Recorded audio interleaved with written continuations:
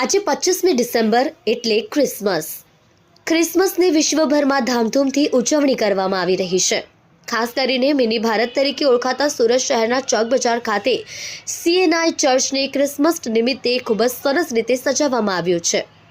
જ્યાં વહેલી સવારથી જ ખ્રિસ્તીઓની ભીડ પણ ચર્ચમાં જોવા મળી રહી છે।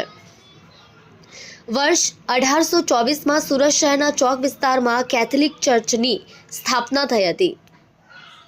અહીં આજના દિવસે લલિત સવારે પ્રભુની આરાધના કરી એકબીજાને ક્રિસમસની શુભેચ્છાઓ પાઠવવામાં આવે છે। આજના દિવસને ઉજવવા પાછળનું કારણ પ્રભુ ઈસુ આજના દિવસે પૃથ્વી ઉપર જન્મ લીધો હતો। માનવજાતિના કલ્યાણ માટે તેમણે જન્મ લીધો હતો। 25 ડિસેમ્બરથી લઈને 1 જાન્યુઆરી સુધી ક્રિસમસની ઉજવણી કરવામાં આવે છે।